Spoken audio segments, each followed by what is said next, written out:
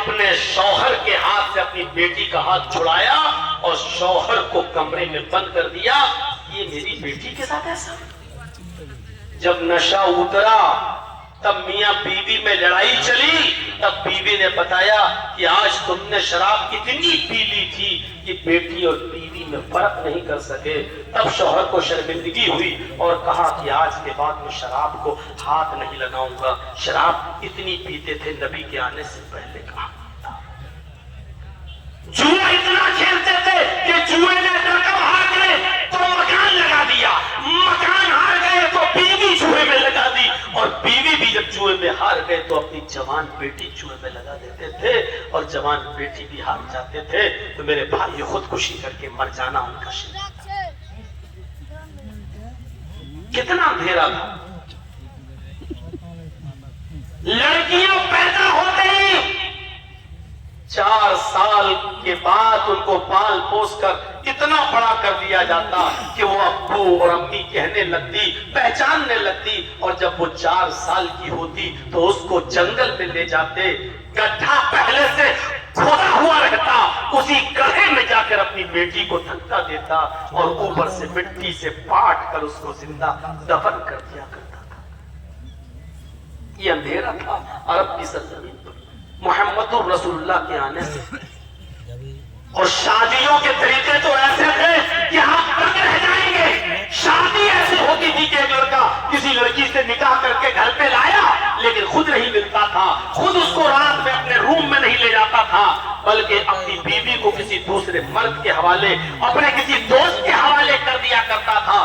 بخاری پڑھیے اور کتاب النکاح میں زمانے جاہلیت کے نکاح کا چیپٹر کھولئے اور دیکھیے میرے بھائیوں, اپنی بیوی کو اپنے ساتھ لانے کے بعد پھر بھی وہ اپنی بیوی سے ملتا نہیں تھا, اپنی بیوی کو دوسرے کے حوالے کر دیتا تھا اور کہتا تھا کہ تم اس کو اپنے پاس رکھو, اور جب تمہاری ہماری بیوی جب تمہارے نطفے سے حاملہ ہو جائے, تمہارے جماع سے اور ہم بستری سے حاملہ ہو جائے, تب میرے حوالے کرنا. یہ عورت اس دوسرے مرد کے پاس اتنے دن تک رہتی تھی جب تک اس مرد سے پیٹ میں بچہ نہیں ٹھہر جاتا تھا, حمل نہیں ٹھہر جاتا تھا, تب تک اس کے پاس رہتی تھی. اور جب حمل ٹھہر گیا, پتا چل گیا پیٹ بڑا ہو گیا, تب یہ شوہر جاتا اور اپنی بیوی کو اس کے پاس سے لے کر آتا اور اپنے پاس لاتا اور اپنی بیوی سے ملتا. اور ایسا اس لیے کرتا تھا, ایسا کرنے سے ان کا عقیدہ تھا کہ بچے نیک پیدا ہوتے. یہ شادی کا کتنا گھناؤنا طریقہ تھا. ظلم و جہالت تھی. آج کون سی جہالت میں کمی آئی ہے؟ آج بھی تو یہی سب ہو رہا ہے. وہ تو کم سے کم شادی کر کے لاتا تھا, پھر بھیجتا تھا دوسرے کے حوالے. یہاں تو شادیوں سے پہلے ہی ماحول اتنا بگڑا ہوا ہے کہ معاف کیجیے گا, ہم آپ کے یہاں یہ جملے نہیں کئی جگہ بول چکے ہیں کہ جلسوں کا ماحول بھی اب دینی ماحول نہیں رہا. آپ جائیے کٹیہار کے علاقے میں اور کشن گنج کے اور جلسوں میں لگنے والے میلوں پہ نظر ڈال کے دیکھ لیجئے, اور اسی میلے میں اسی جلسوں میں آپ کتنی مولانا چرچیز اس دور سے یہاں آ رہے ہیں. میرے بھائیوں تصور کریے, آج بھی کسی نہ کسی جلسوں میں جب میں جاتا ہوں تو یہ سننے کو ملتا ہے کہ کھیت میں ایک لڑکا ایک لڑکی پکڑے گئے ہیں, ان دونوں کو پکڑ کے روک لیا گیا ہے, اب صبح ہو کے پنچایت ہوگی, بٹھایا جائے گا. جلسے بھی محفوظ نہیں رہ سکتے.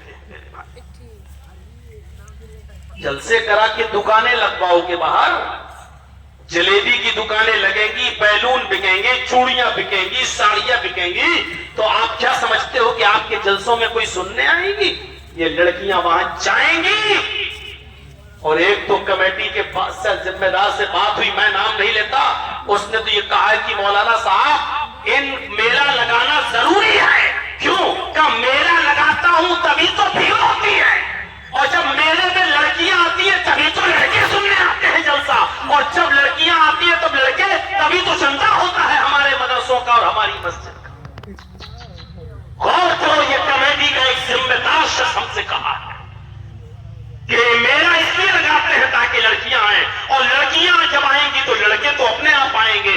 हकीकत में ऐसा नजर आता, मैं ये सब जुमले बोलता हूं जलसों में भी ऐसा लगता है जैसे एक कुतिया के पीछे 10-10 कुत्ते लगे हुए हैं।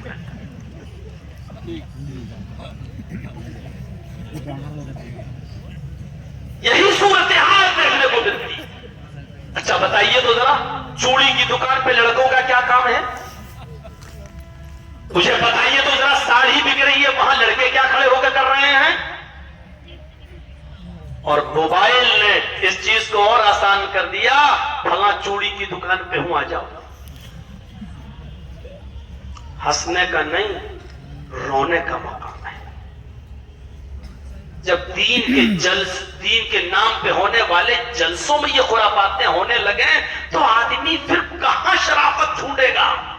अल्लाह के नबी फरमाते हैं, कुर्बे कयामत ऐसा जमाना आ जाएगा, कुर्बे कयामत ऐसा जमाना आ जाएगा कि एक लड़का और लड़की सरेआम सड़क पर, रोड पर जिना करेंगे। सड़क पर, रोड पर, चौराहे पर, सबके सामने लड़के और लड़की अपने कपड़े उतारेंगे और जिना करेंगे, आपसी ताल्लुकात कायम करेंगे। उस जमाने का सबसे शरीफ इंसान वो होगा, उस जमाने का सबसे शरीफ इंसान वो होगा, सबसे नेक इंसान वो होगा जो इन लड़के और लड़कियों के पास जाएगा जो गलत काम कर रहे होंगे, उनके पास जाकर बैठ कर कहेगा, बेटा तुम मेरे बेटे की उम्र के हो, या बेटी से, लड़की से कहेगा, बेटी तुम मेरी बेटी की उम्र की हो, मैं तुम्हें समझा रहा हूं, मैं ये नहीं कह रहा हूं कि ये गलत काम तुम ना करो। यानी मना करने की हिम्मत इस नेक इंसान में भी नहीं होगी। मैं तुम्हें रोक नहीं रहा हूं, तुम दोनों अपनी जरूरत पूरी करना चाहते हो करो, लेकिन बेटा ये सार्वजनिक पैलेस है, आने जाने वाला रास्ता है, हमारी बहन बेटियां भी हैं, तुम्हारी भी बहन बेटियां हैं, इसलिए ये काम तुम यहां ना करो।